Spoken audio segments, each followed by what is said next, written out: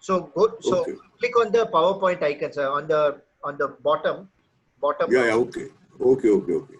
Just click that, yes, and then click F5. Okay, PowerPoint, then click F5. Okay.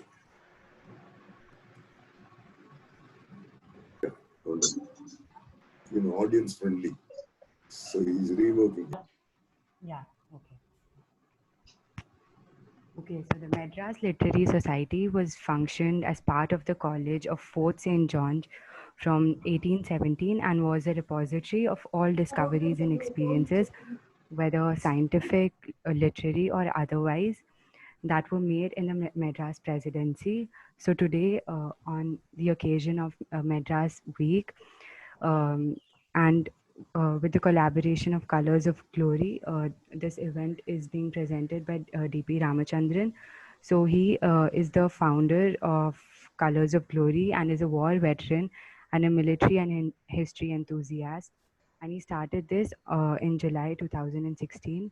So thank you, sir, for this wonderful presentation, and we hope to learn a lot from you. So, sir, over to you now.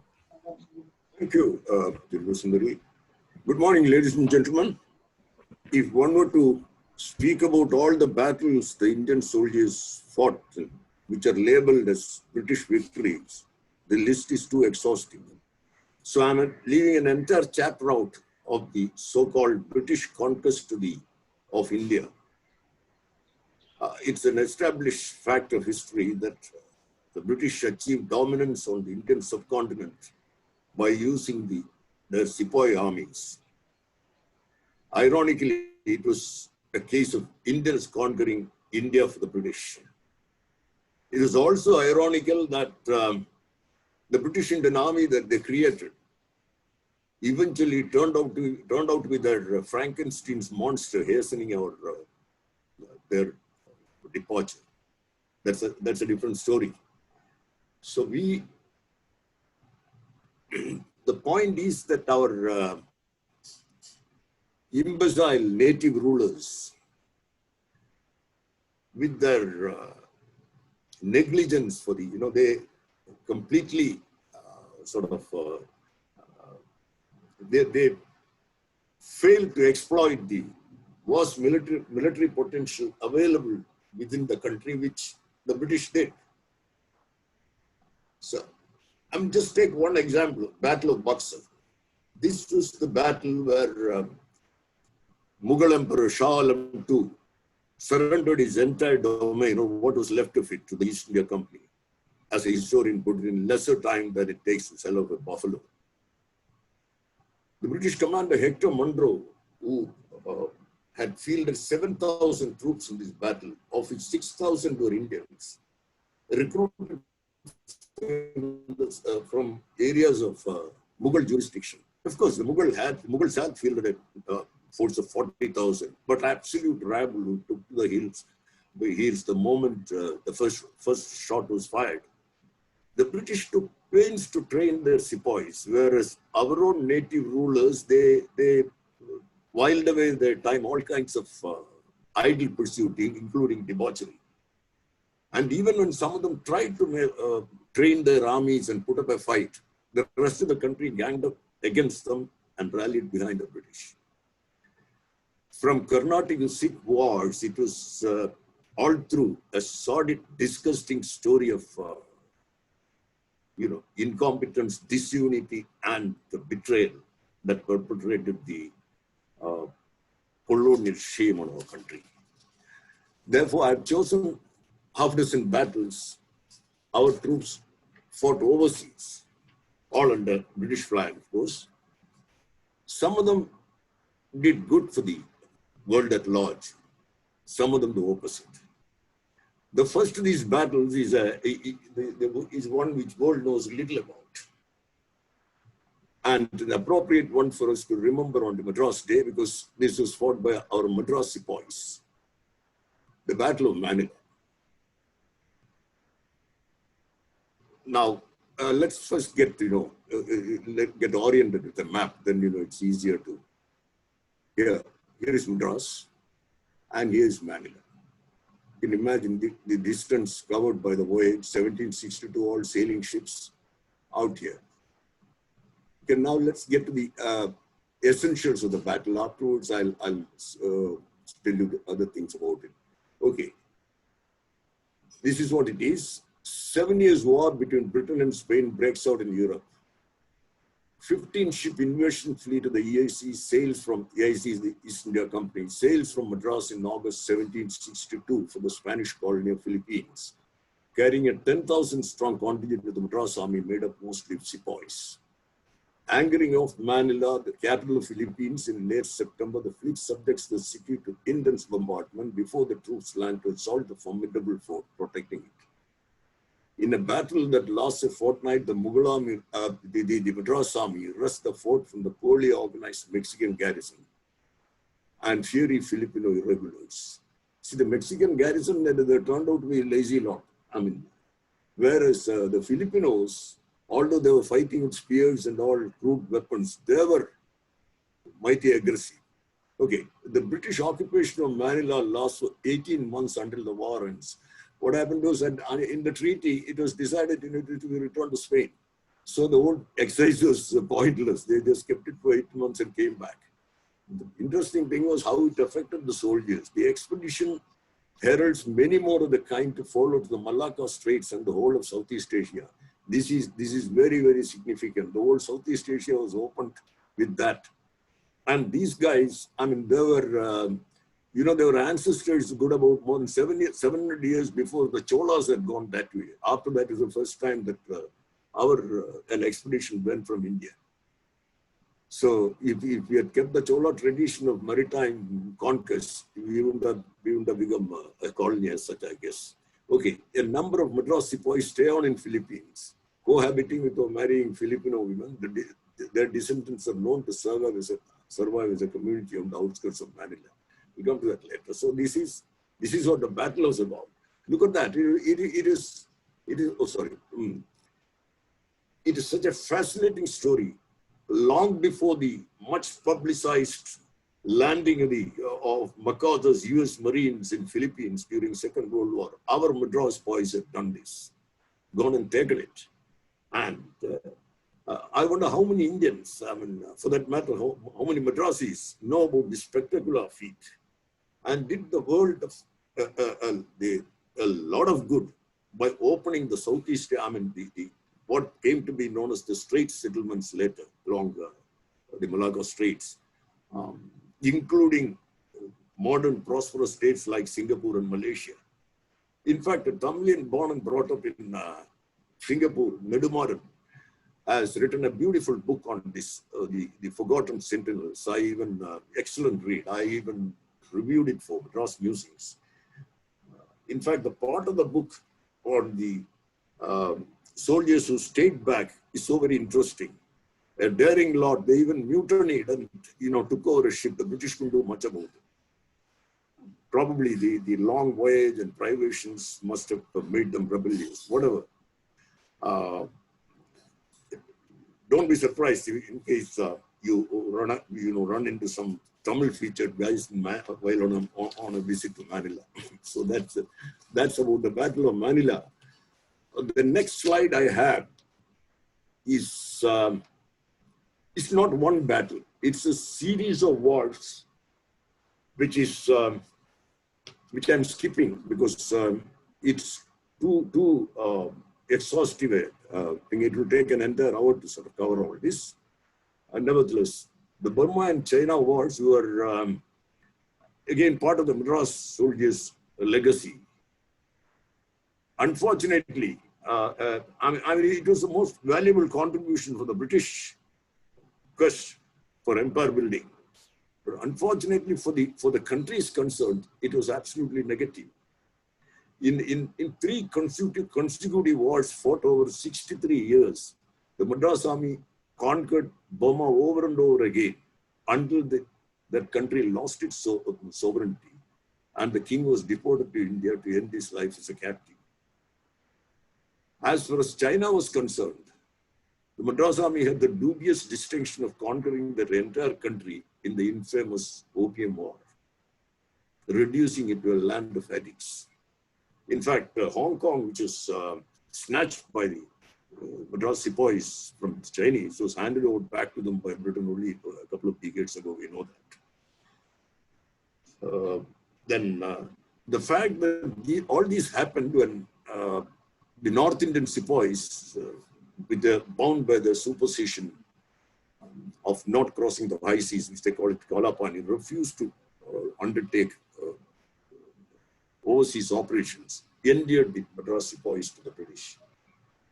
But they forgot all that very fast. The moment their theatre of operation shifted to north and northwest, they found it expedient to recruit troops from that area. And to appease them, they fostered this so-called martial races theory, the manifold effects of which still have not been shaken off.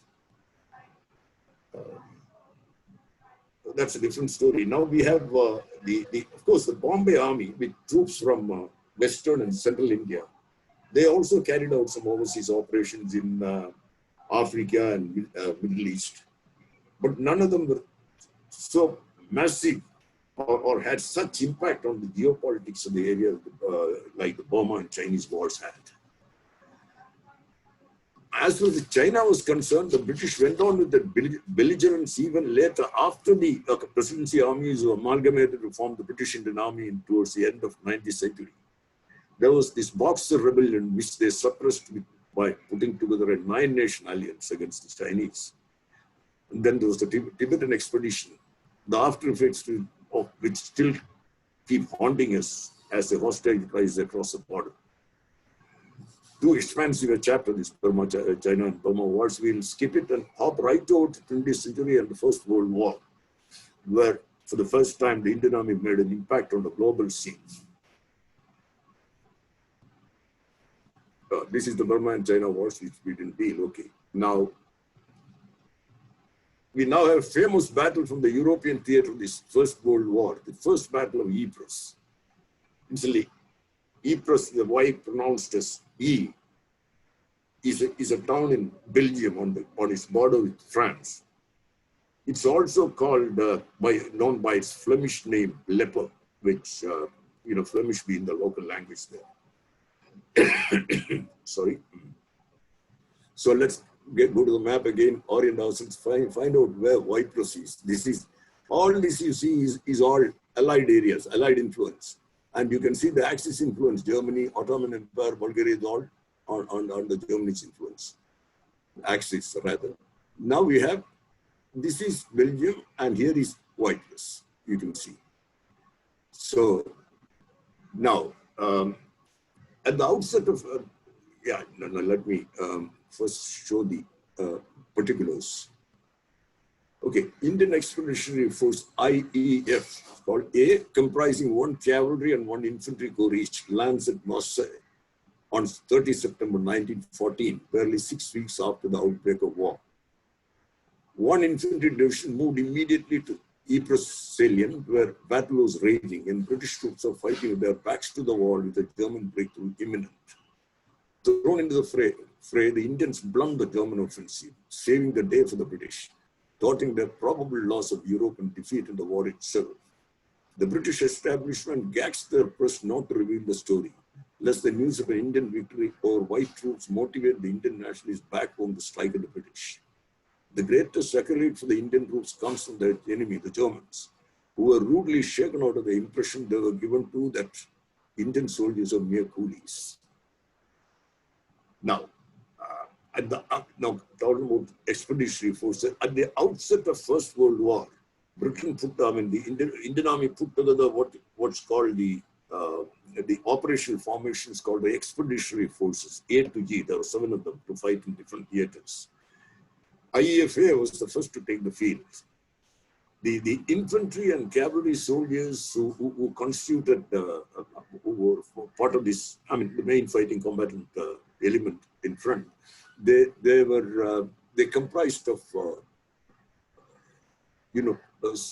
soldiers from the northwest. This is Sikhs and Pathans.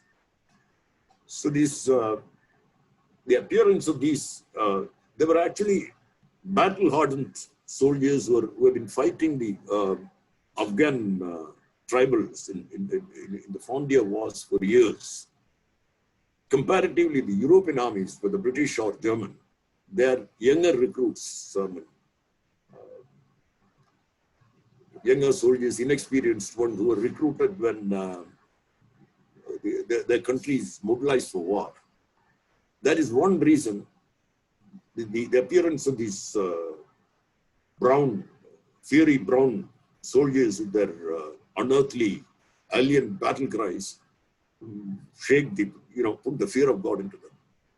In fact, the most interesting episode of the recorded of our eyewitness report coming out of that Indian soldiers fighting in the Western Front describes a burly Sardar comforting a young German lad taken prisoner, shivering and weeping. The Sardar sort of pats the boy on his back and says, "Darone, Darone." Whether he understood the meaning or not, I mean, the compassion in his tone was discernible. The scribe who recorded it says.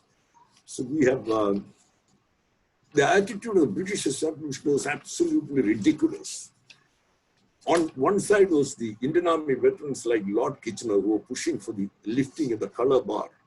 Now, this was an utterly racist regulation the British Army had, the British had, that colored soldiers, that is African or Indian, would not be deployed against whites. Their contention was that if these men scored a victory over the whites, the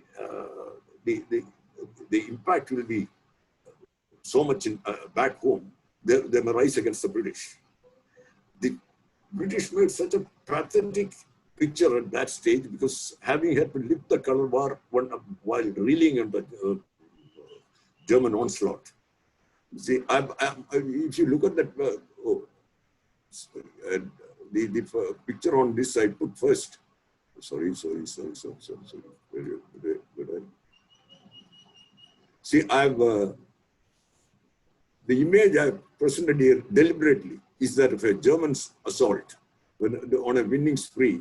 That was a situation in YPRES when the British Indian troops landed up there.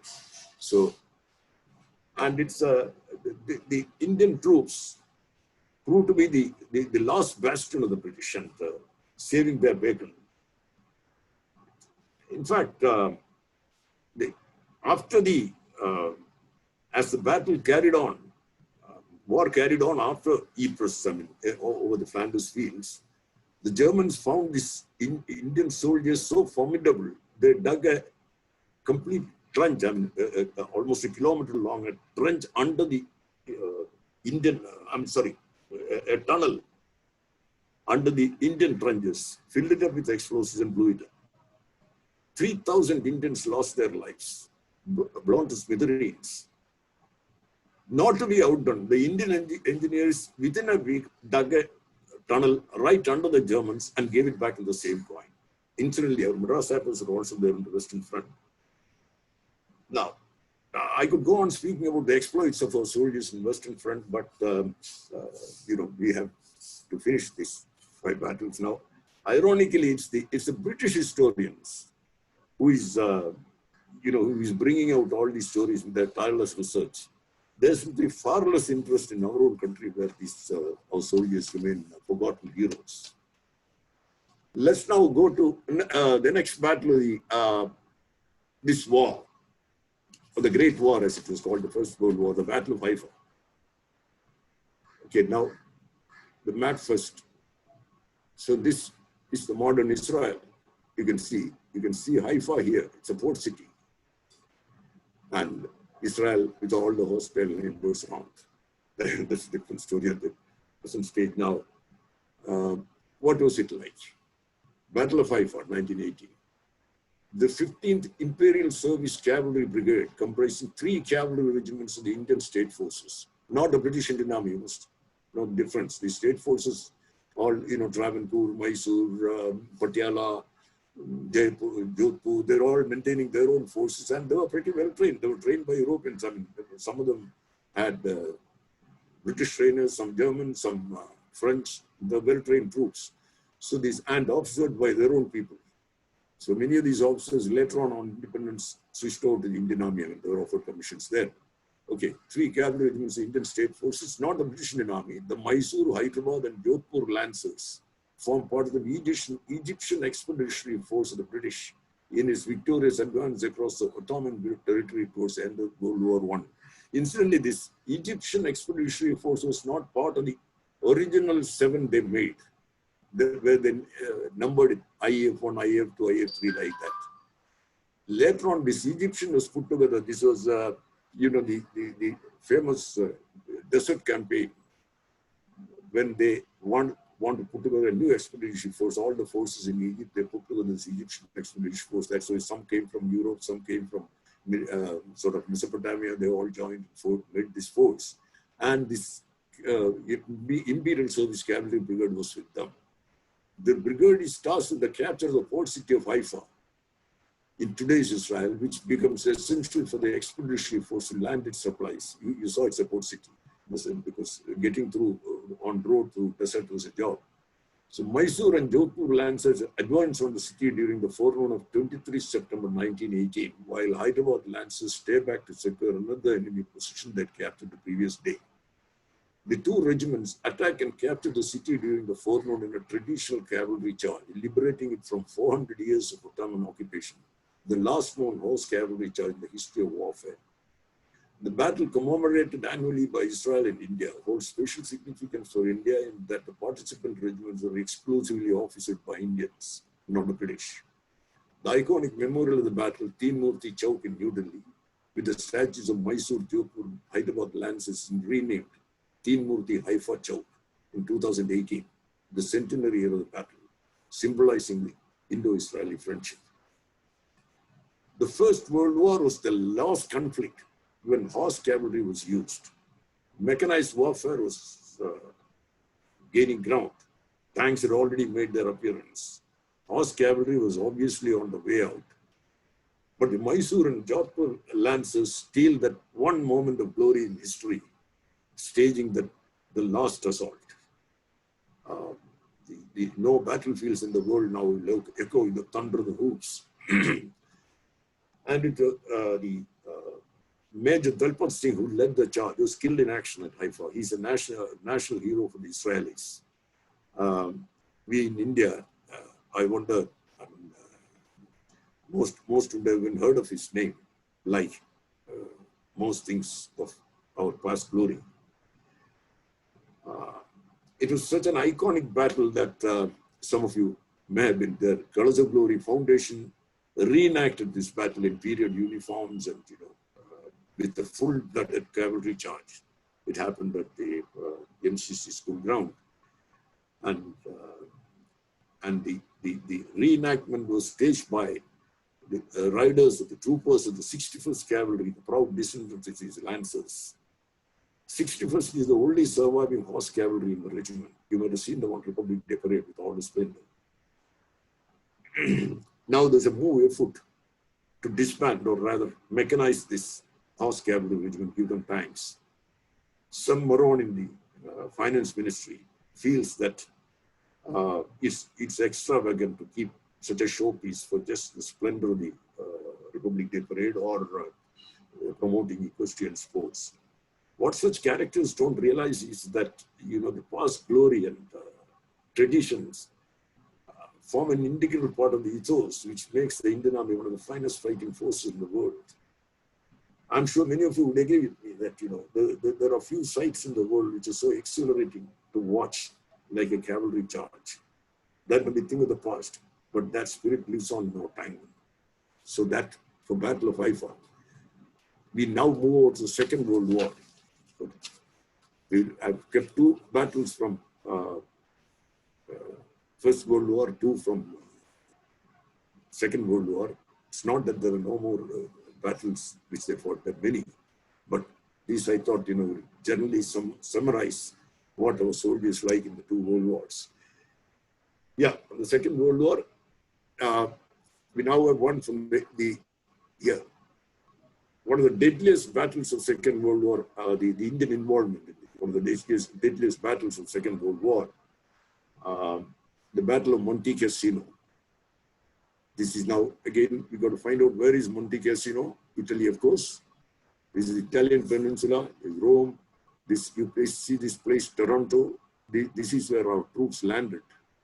And then advance took place, one division advancing on the west coast, another two divisions was a mechanized brigade advancing on the west coast. And here, Monte Cassino was one of the crucial battles. We'll come to that. And once that was broken, it led to the victorious march of the Allies to Rome. So we have, let's see what the battle was. The Indian competition, the participation was very high, much more than most of the other Commonwealth countries, and the United States also was there. The 4th, 8th, and 10th Indian Infantry Divisions and the 43rd Indian Laureate Brigade land in southern Italy from September 1943 to 1944, forming the Allied offensive. Showed you here. We landed here, and then, so the 4th Red Eagle Division, this is even now, 4th is there. They proudly call themselves Red Eagle Division. That is their, Red Eagle is their emblem of the logo of the division. The 4th Red Eagle Division is placed under the 5th US Army, operating on the west coast, while the rest of the formations carry on with the advance northward by the east coast. I showed you on the map that moment. The Americans bombed the ancient monastery of Monte Cassino, a major landmark in the vicinity, to rubble on flawed intelligence that the Germans are using it for observation posts. This is very interesting. I mean, you can always expect the Americans to be trigger happy. What happened was Monte Cassino was an old, huge monolith of a building, this monastery, old monastery, the abbey. So the Americans decided, okay, these chaps are using it to have their snipers. And actually, the Germans had an understanding with the, they wanted, as a matter of their PR, understanding with the Catholic authorities there that we are not entering the monastery. So there was no soldiers there. But Americans decided it is there, and they bombed the hell out of them. And it was, the entire thing turned out to be counterproductive because the monastery was difficult to defend. But then it was all a heap of rubble. They could easily hide their soldiers behind those snipers, and they prepared into a huge, formidable defense. We'll come to that story later. Now, this is that. And the Americans, of course, I mean, just to interject with a part of it, afterwards, out of repentance, they rebuilt the monastery. Today, if you go to Monte Cassino, it is beautifully made with American money after destroying it. Okay, the Germans promptly put up a formidable defense position on the rubble. The 4th Division is tasked to assault. This is where Indian problem came in. The 4th Division is tasked to assault the position. One of the most formidable objectives to be taken during the entire Second World War.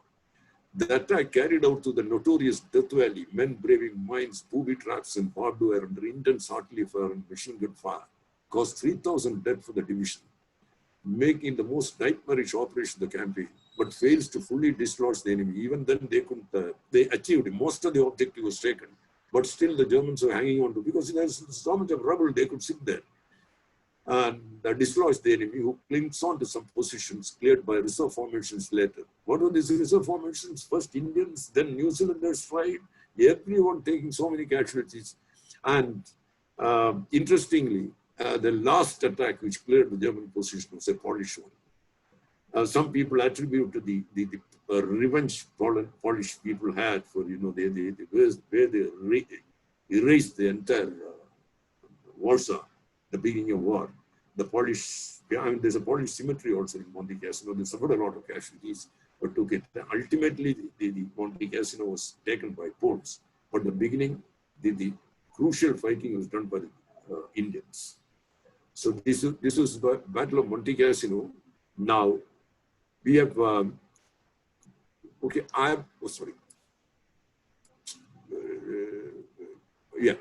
I've only covered one division which suffered the maximum casualties. As I told you, there were 2 more divisions in the mechanized brigade who also played a crucial role in breaking through the German defense. There were 2 lines, Gustav Line and Benedict Line. They sort of breaking through and getting to Rome. They had a crucial role. They all suffered a lot of casualties. Because one of the battles in Second World War, the Indian Army fought hard, suffered a lot. So Monte Cassino is always remembered. Now, there are multiple Indian heroes. The two of the most outstanding ones were actually whom we could call Madrasis, going with the army tradition of, there are other heroes, Indian heroes. I'm just taking out in the Madras day. Two of the Madras, whom we call Madrasis by the army tradition of calling all those behind, all those in the south as Madrasis. One of them, from very nearby, from a village called Kilka, east of the Madras Apples, Subramanian, from a village called Kilka near Kanchipuram, was the greatest hero of all. No act of valor in any military operation could hardly match the, the supreme sacrifice that he did and the kind of valor he exhibited. He was leading a mine-clearing party with some 6 soldiers when one of the soldiers stepped on a mine. Alerted by the click noise of the trigger mechanism being activated, Subramanian impulsively pushed that soldier out and threw himself on the mine. Absorbing the explosion with his body. That was instantaneous, obviously. But he had saved the lives of 5 or 6 of his men and the young British officer who was accompanying him. He was awarded the highest gallantry award of Britain for valor, for an act of valor, while not being in physical combat with the enemy. That was George Cross. It was equal to Victoria Cross, but like our Paramir Chakra is equal to Ashok Chakra, it was awarded to him. Because those days they had this, British had this notion of mine warfare being not part of physical combat. But now that's been lifted. If it was today, it would have been Victoria Cross that would have been given. But nevertheless, he won George Cross. He was the first Indian to win that award.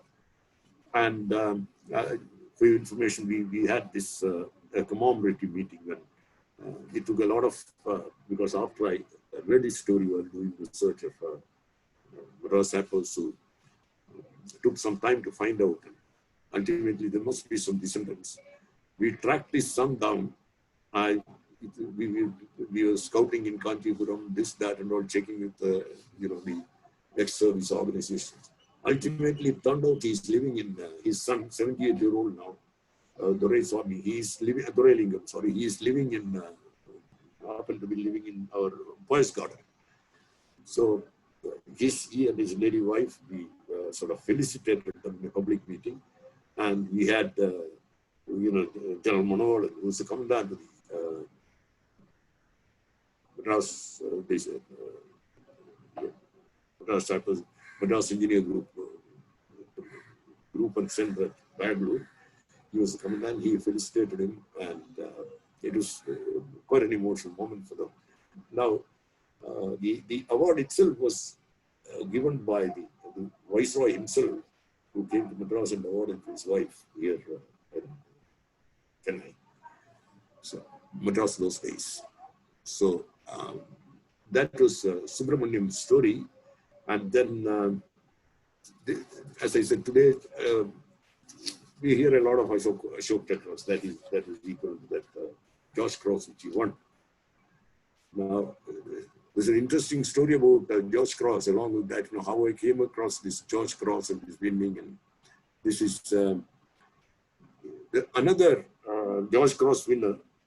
He didn't die. He was wounded, and he was, while being in London, his George Cross was stolen by somebody.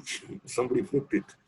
So this, he reported it to British Army, and then he came back and he died. Years passed, no one knew. And then it was caught by someone, somebody said, peddle it market. Somebody had stolen it. The army was alert, and the British Army got it. It was the time Cameroon was trying to make a lot of friendship with India. So he made a big show of bringing the George Cross, went to the Himachal Pradesh, somebody that sold his home, and presented it himself and all to make an impression. When the story came down, we sort of picked up the Subramanian story. He was the first one. The second one was a Himachal Pradesh man. So that was the story of George Cross. Now we come to the second Madrasi who won the second highest gallantry award, Military Cross, MC.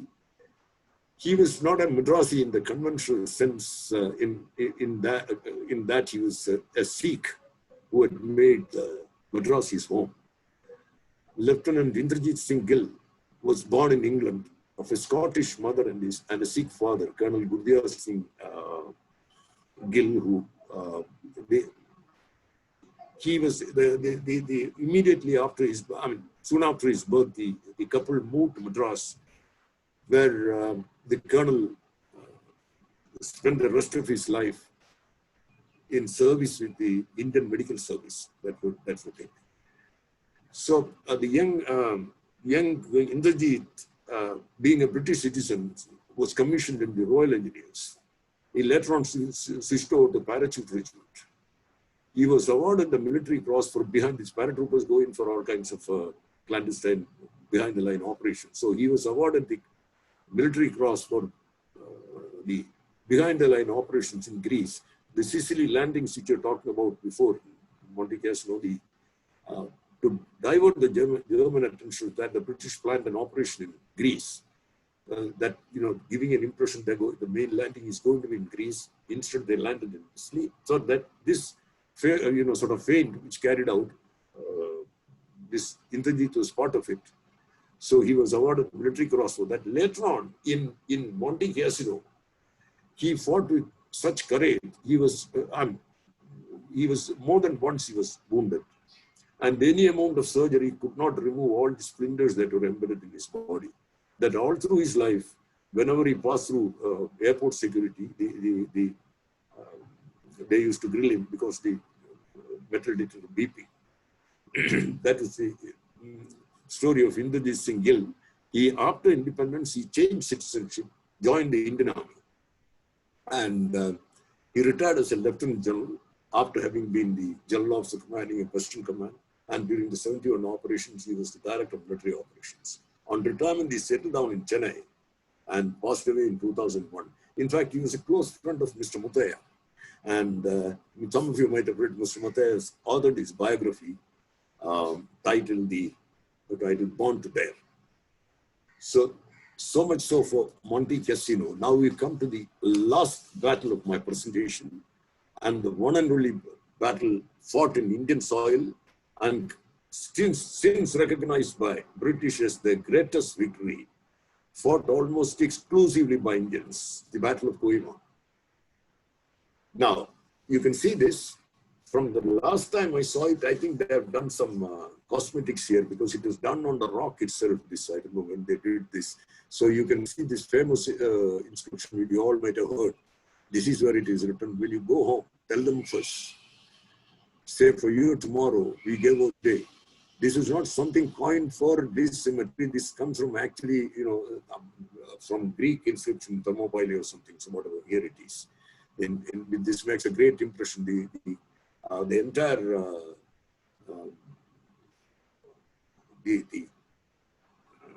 cemetery as such, it's a front where you don't see the entry is from elsewhere.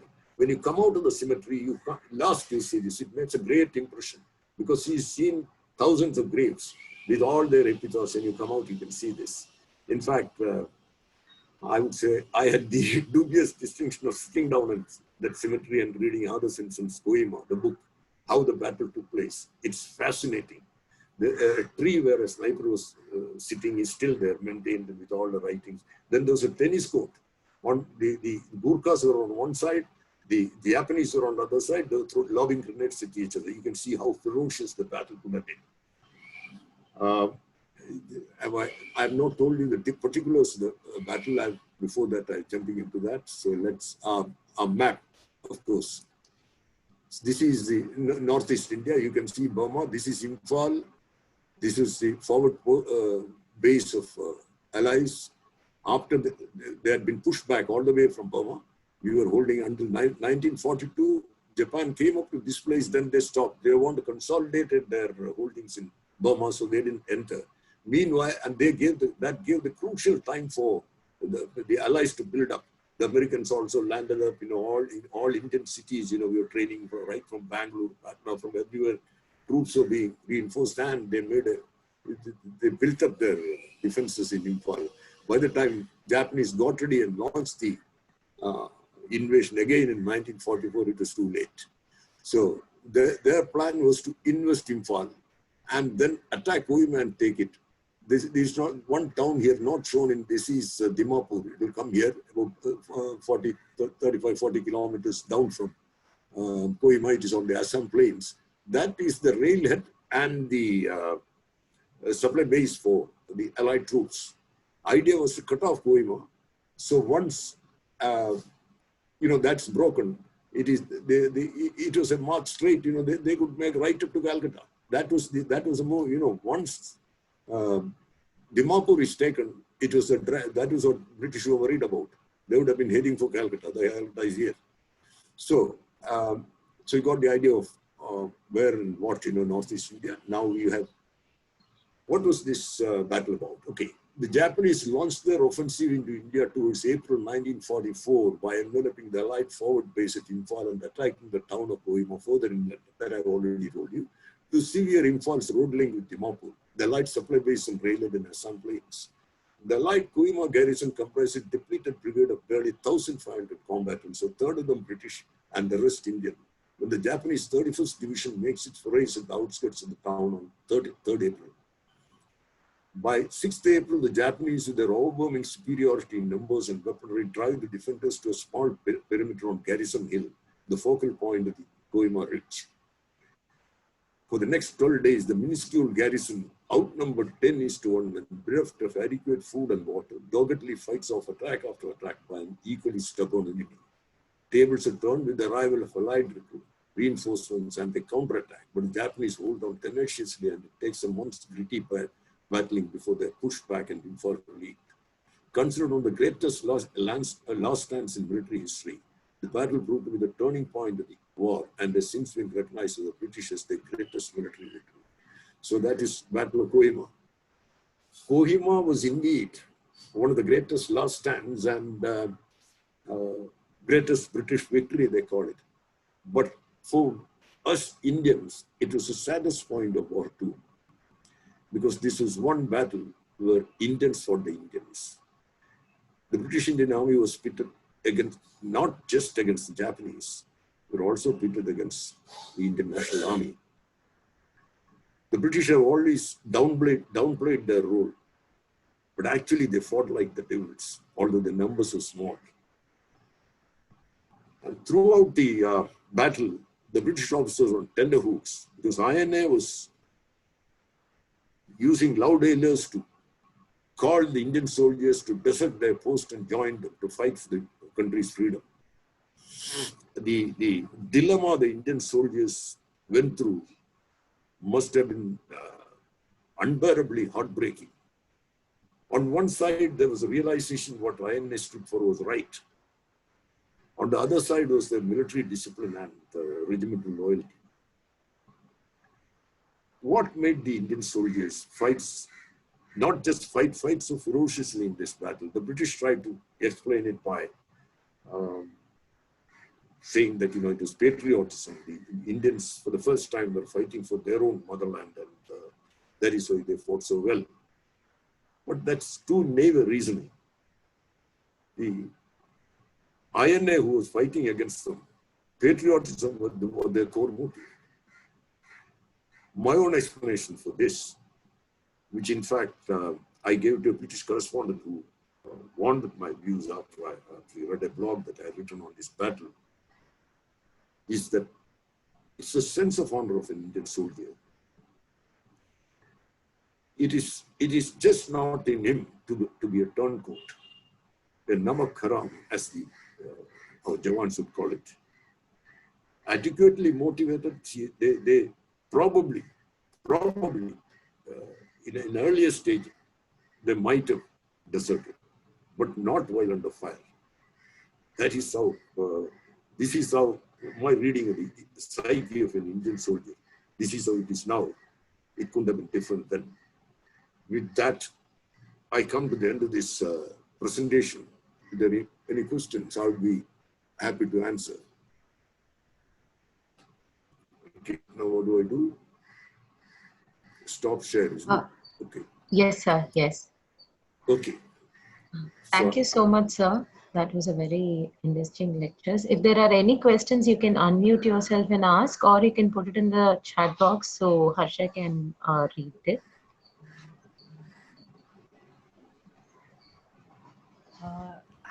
Sir, so Sujata Patnaik is asking yeah, if yeah, sure, Sita. Subramaniam belonged to which village? Yeah. Tell me, what's the question? So yeah, she's asking in which village, to which village did Subramaniam belong? Which place Subramaniam belongs, she is asking. Yeah. He is from a place called, village called Keelkatlai. This is near Kanchipuram.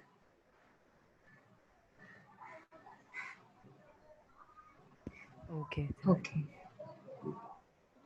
Any other questions, you can put it in the chat box, or you can unmute yourself and ask the question also.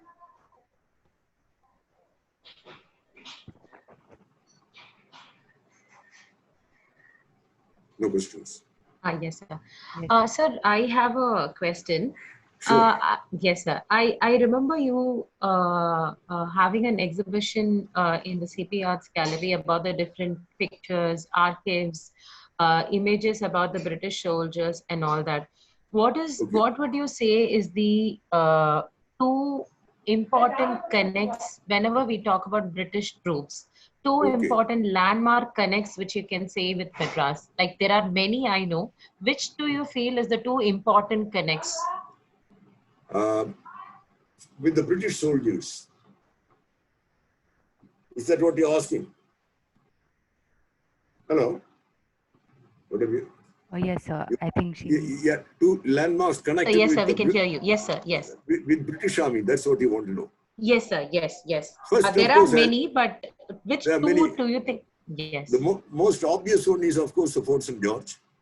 Okay. It was built by British Army, basically, British Army engineers, and even the another iconic thing, you know, connected with British land. I mean, there's so much. Britain is so much connected with Madras. I mean, the two hospitals, the General Hospital and the Madras Military Hospital. Actually, they are both, you know, they have the same parent. Okay. It's this is the first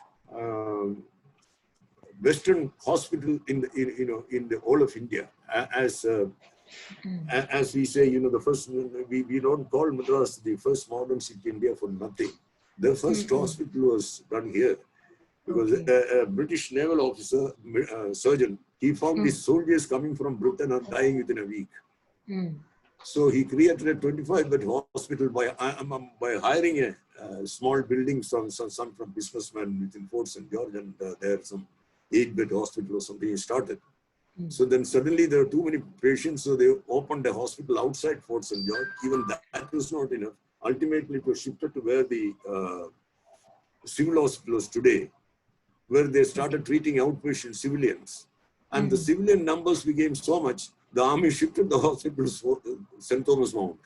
Okay. So when this story of Madras was being prepared, there was a little argument on this, who was doing the medicine. They said, it's a civil hospital, is the first hospital. I said, it's a military hospital, is the first. And then Muslim Musea intervened and said, both are the same.